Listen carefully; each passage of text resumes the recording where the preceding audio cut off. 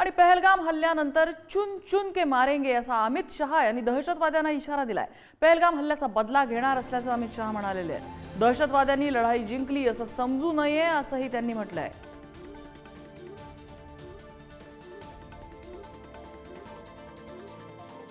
वो ये न समझ ले कि हमारे 27 नागरिकों का जान लेकर ये लड़ाई जीते हो। मैं सभी आतंक फैलाने वालों को कहना चाहता हूं कि लड़ाई का अंत नहीं है, एक मकाम है। हर व्यक्ति को चुन चुन कर जवाब भी मिलेगा, जवाब भी लिया जाएगा।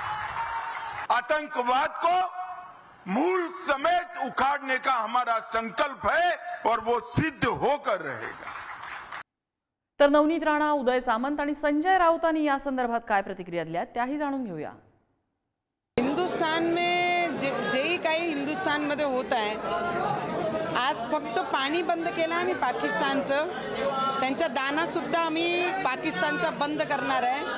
80% पाणी भेटणारा जे देश आहे त्याच्यावर जर डोळा दाखवलं पाकिस्ताननी तर ते डोळे काढण्याची ताकद हिंदुस्थान ठेवते। नाही, पण मला असं वाटतं की कुठच्याही बाबतीमध्ये पाकिस्तानवर आपला देश अवलंबून नाही। कदाचित आपल्यावर तो देश अवलंबून असेल, तो देश चीनवर अवलंबून आहे असं म्हटलं जातं। परंतु चायनाची पण परिस्थिती आज जर आपण बघितली तर तिथले उद्योग जगात संपत आलेला आहे आणि चायनाच्या उद्योजकांनी देखील पर्याय म्हणून भारत देश स्वीकारलेला आहे आणि त्याच्यातलं महाराष्ट्र स्वीकारलं। पहलगाममध्ये 27 लोकांचा मृत्यू झाला, त्यातले 6 लोक महाराष्ट्रातले।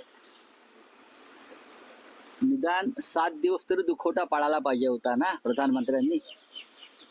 महाराष्ट्रामध्ये मनोरंजनाच्या कार्यक्रमाला येत आहे, 24 तासात बिहारमध्ये प्रचाराला गेले आणि राष्ट्रभक्ती आम्हाला शिकवत आहेत।